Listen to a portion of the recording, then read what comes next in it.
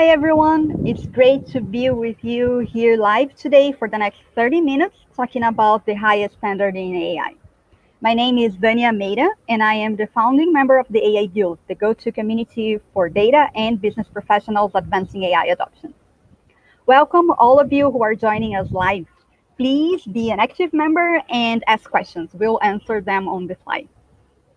Today with me is Emmanuel Raj. He's an AI Guild member based in Finland, working as a senior machine learning engineer at Tieto.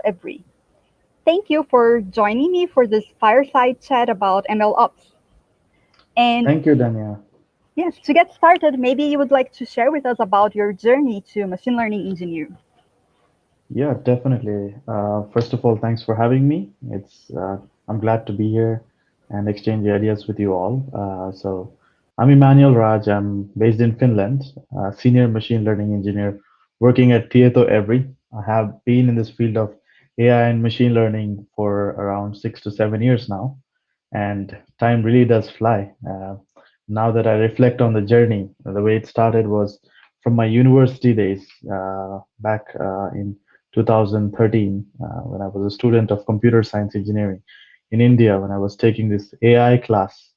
And I discovered that software can't just be deterministic, but it can be non-deterministic. So it just doesn't have to be if and else rules, but it can be above that, or we can do much more. Then that caught my interest and it captivated my interest towards AI, and that's where my journey actually began. And then in Finland, I started at a startup which was making chatbots, and that startup was called Bankiton to help the banks to acquire customers for retail banking services. So that was a good kickstart to start my journey in AI and machine learning. But that at that time there were challenges in deploying models. We had really nice people who are very talented and skilled to make machine learning models, data scientists and statisticians who could make machine learning models, but deploying them in the systems we had or the legacy systems that were already in the banks or the companies was a bit challenging because the infrastructure was developing and there were challenges to bring these serialized models and put them in the legacy systems. So there was a lot of question marks. And that's what we've been dealing for the last couple of years. And we've seen a lot of hype around AI, that AI is the thing that's changing the world. But really, when we see the last couple of years, it's not impacted that much as we wanted it to be. And now here we are. We have MLOps to save us. But from there onwards, working on chatbots, working in a company called Silo AI, and also now I'm working in a company called Tieto, which is the biggest IT service provider in the Nordics, in Finland, Sweden, Denmark, and Norway. So I'm grateful that I get good opportunities to work with multiple customers in healthcare, finance, insurance, aviation, and multiple industries faced with different problems. So that's a bit about my journey and how I landed up in machine learning and being a machine learning engineer today. Cool. Thank you for sharing that. Yes, I think a lot of us practitioners in the AI Guild community, we also discuss about the challenges that we face in our jobs. And it is very common that we face this idea, okay, we developed something or we learned a lot about machine learning or deep learning and the models. And once you have that, now what? You know? So yeah, maybe you also want to share some thoughts on the importance of taking those models and deploying them, like putting them into production. Right. And especially when you're working in the industry, it is really important. The models that we make, they're actually deployed and we can test them out in real life scenarios and make something out of it. It is good to approach machine learning from a research point of view, but now the shift is happening that we're moving to a production AI, more industrialization is happening. And back in the days, a couple of years back, we were battling with challenges such as standardizing the deployments, the way we do it. Now we see some changes in the landscape where Docker has come to the rescue, Kubernetes has upped the infrastructure, and we have all these amazing tools which we didn't have back then. Now deploying the models has become much easier than what it used to be.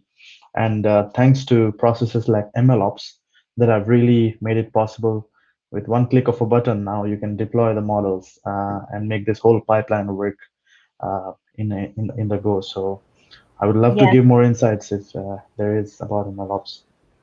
Yes, thank you for that because I like very much what you're saying that now we are reaching that stage that there's more industrialization of the models. And of course, research will always be important and it will continue to have its importance. But in parallel, we also have the impact that can be reached for the end customers, so that people actually get to use the outputs of machine learning. And yes, Exactly. actually, ML ops became a very hot topic lately. Yeah? So, do you have any insights about this, or like as an insider, can you tell us more? What do you think ML ops really is about?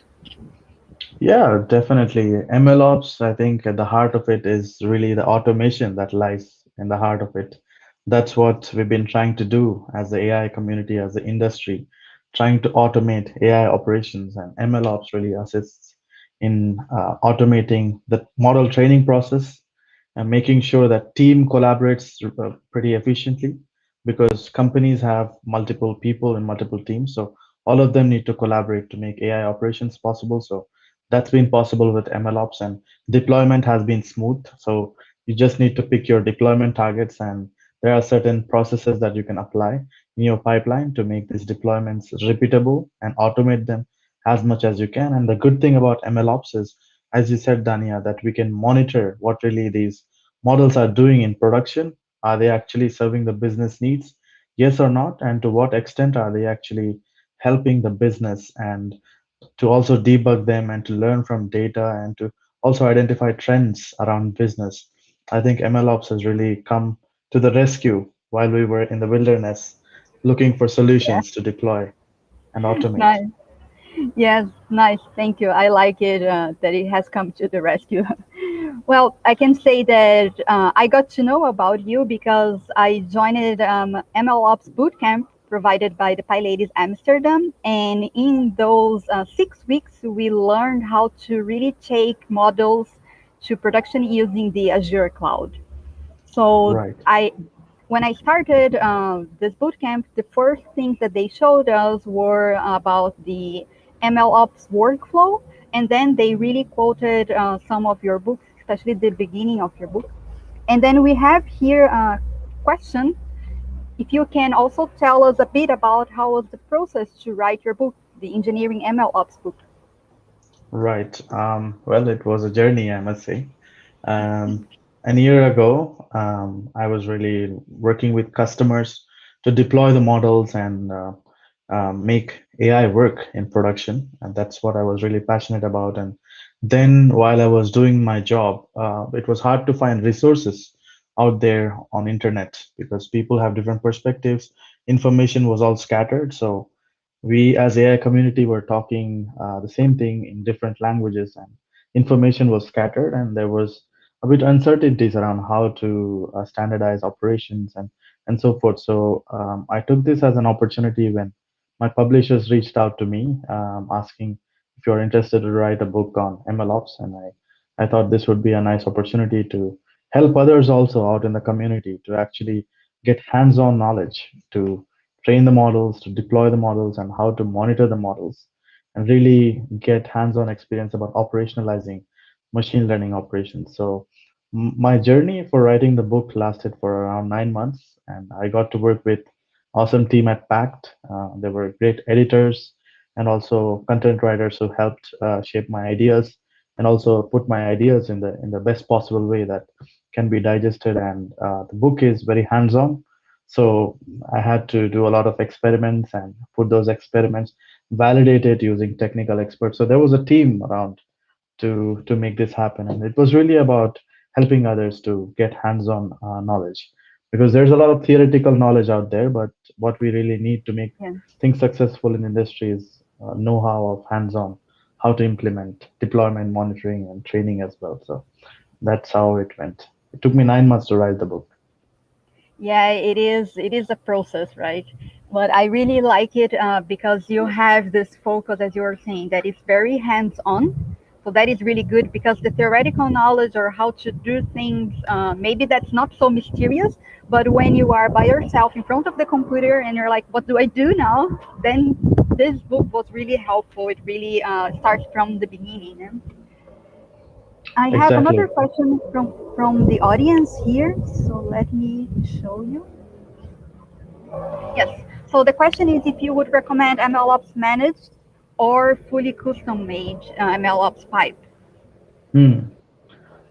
So it really depends on the business problem. I would say focus on the business problem and also assess the trade-off with efficiency because at the end of the day MLOps is also about automation and making operations as efficient as possible. If you're getting something out of the box that fits your business problem, fully available to plug and play, and then you can make it happen. If that's not there, I would recommend you, of course, there are so many open source tools coming up every day, like MLflow, Locus.io, Kubeflow, and so forth. So check these tools out, and you have to customize the architecture and put these components together to make it work. But there are nice plug and play tools coming up, and I'm really happy to see how the MLOps community is evolving, and also the pipelines that we don't have to start from the scratch that we had to do a couple of years ago, that we can already pick some components and get started. Yes, that's very important. And I like it how also you are describing this. There is not a solution that is better per se, but really what is the need from your use case, right?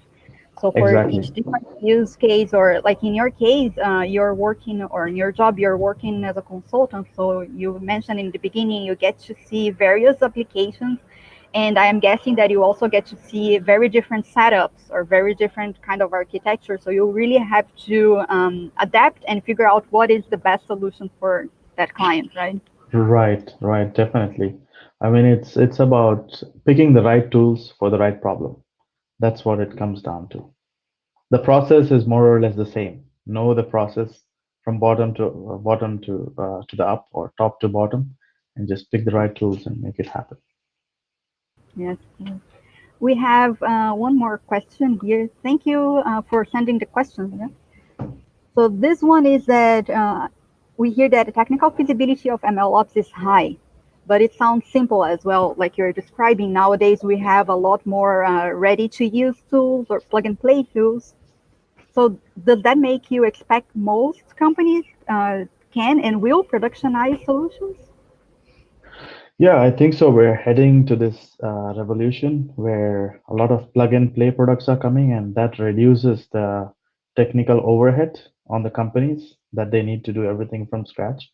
So, in the next couple of days, like we can see, major cloud players are already on the market. They have end-to-end solutions for training, deploying, and monitoring the models, and many companies are trying and testing it out. And I think increasingly, in order to get the full value that machine learning has to offer for business, ML ops is a good way to go about it. So I see that technical overhead is going to come down drastically or even exponentially in the coming days with the kind of solutions we're going to have. So we're going in a good direction. Yes, that is a really, really exciting direction. And so maybe what I am understanding is kind of similar to how also machine learning itself or like developing the models were a couple of years ago, or now many years ago, before we had scikit-learn, for example. So Mm, with those sort of open source tools, it makes the overhead in that case was maybe the knowledge of linear algebra or even the implementation of the algorithms. It was higher, but then with such kind of tools, it became easier and it democratized. So now you basically learn right. how to use the library and you're ready to go. You can simply or get started faster, I think. It's not simple, but it's faster. Right, definitely. And the MLOps game is more towards optimization these days. It's about optimizing costs, time, and efficiency that it brings to the table or the team or the company. Yes, that is really cool.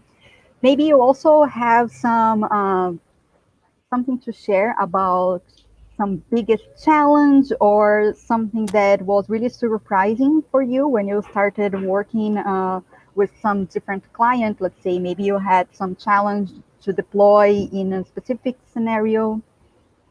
Right. Yeah, I can talk about a couple of them, and some of the major challenges that I had. And MLOps is not just a process, but it's also a cultural change in the companies. It's a mind shift as well, where we bring in DevOps, machine learning, and also the business people on the table to make sure that we are building products to satisfy the business needs.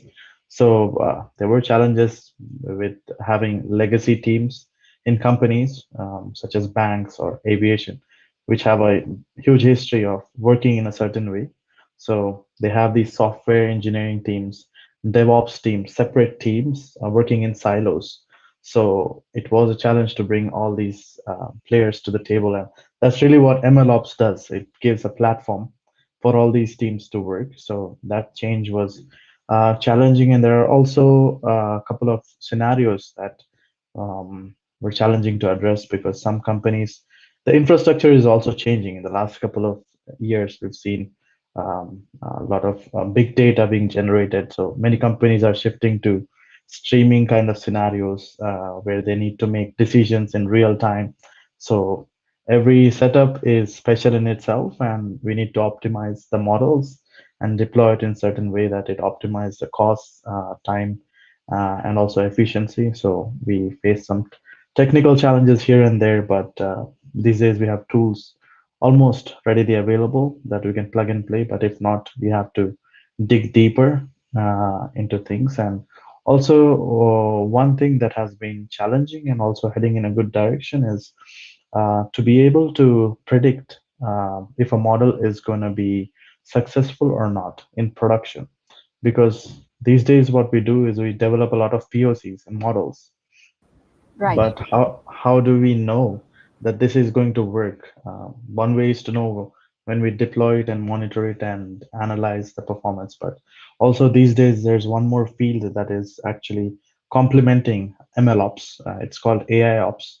It is more about applying AI to DevOps to detect any kind of anomalies that the model might be having in the future based on training on your logs, on your system logs, and you can see how likely is your model to fail. And yeah, these kind of intelligence more towards MLOps. So these are the kind of developments and the challenges that need to be overcome to make the systems more robust and scalable as well. So Yes. Yes, I think that's pretty, let's say, would be really a next step to do this, as you called AI ops. So you take your logs and you use that to predict the performance of the model in production. That's quite interesting. Yeah. yes, that's one way to go about it for automation. Yes. Yeah, cool.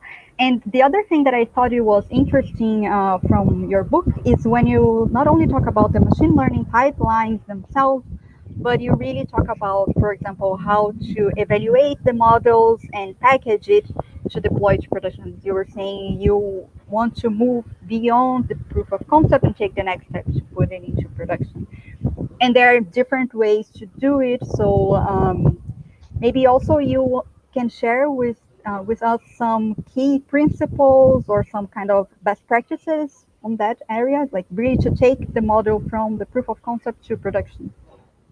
Right. Yeah, we can address it from deployment point of view first and then go to the monitoring point of view. So in the book, you will find some best case practices of how to serialize the model and also containerize the model so that you can standardize these deployments the way you can do it for multiple deployment targets. So the AI ecosystem is evolving as well for good. So before, if someone makes a model with TensorFlow, and I would like to take that model and apply PyTorch, for example, that was not possible. And these days, there's for interoperability of the models, some frameworks or ways of serializing have come up, like Onyx Open Neural Network Exchange.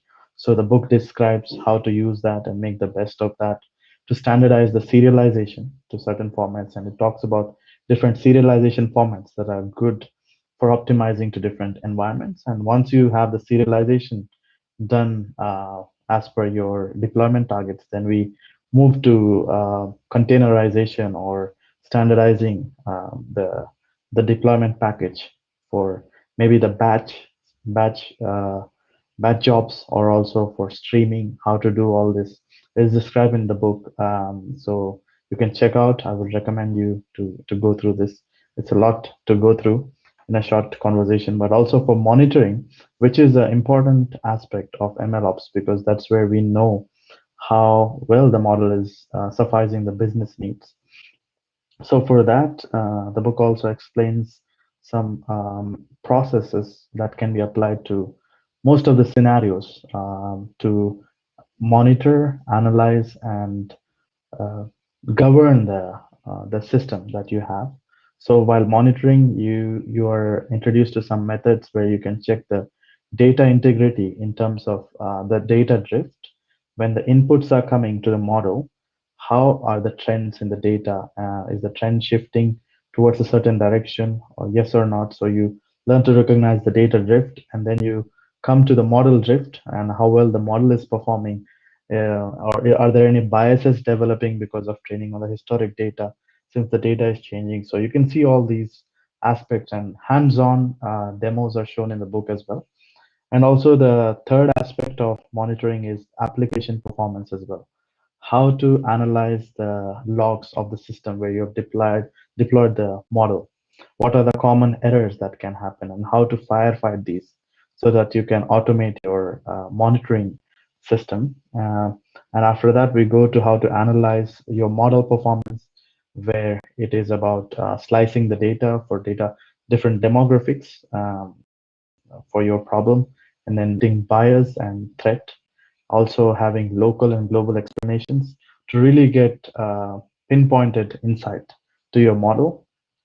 And also the important part of monitoring a system is to be able to govern the system whenever there are some errors or problems happen unexpectedly. So we should be able to alert the team or whoever is the administrator, and then take certain actions. So there are certain actions that you can automate, such as redeploying the model, or retraining the model, or notifying a certain party that they can take a certain action. And these kind of actions, very hands-on things can be done. And then for how to assure the model quality and how to control the models within the system is also important. And then lastly, but not the least, also how to audit this whole process, because auditing is important as well, to see in the history what has worked and what has not.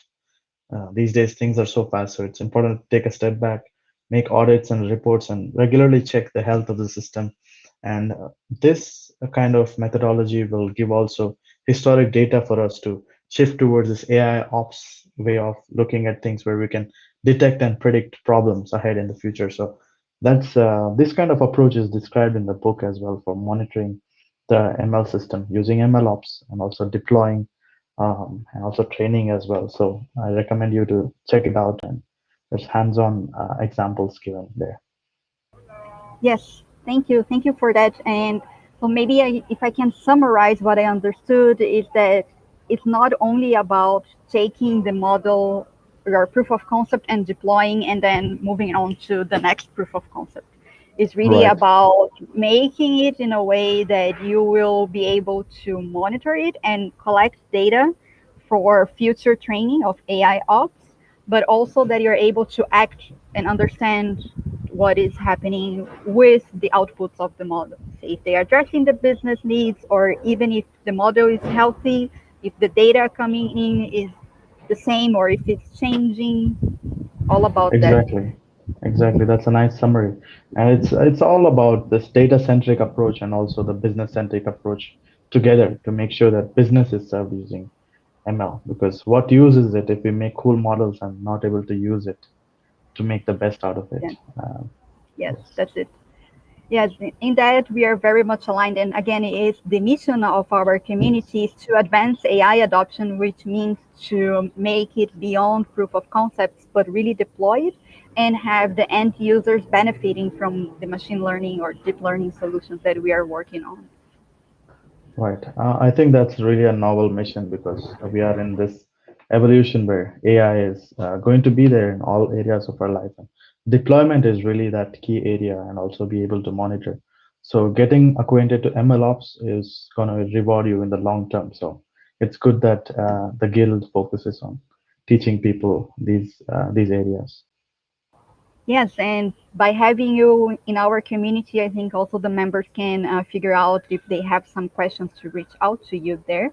But before we wrap it up for today, I would like to ask you to share some tips and maybe resources for people that are looking to get better at deploying. So, of course, your book, I shared on the chat the link. You can find the book on Amazon.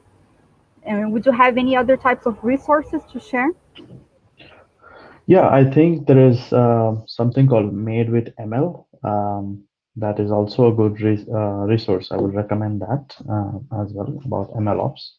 And also, what I would recommend is make sure like you do once end-to-end hands-on demo for MLOps, and then you will get a good idea of how to do it. And engineering MLOps book is mostly about that, to give you a head start of end-to-end process. So once it teaches you to use open source technologies such as MLflow and these kind of tools, and also about how to test the models, stress test the model, and how to actually see if the model is going to do well or not. So there are tools about that as well. So check out these open source tools out there, and also the clouds such as Amazon or Azure.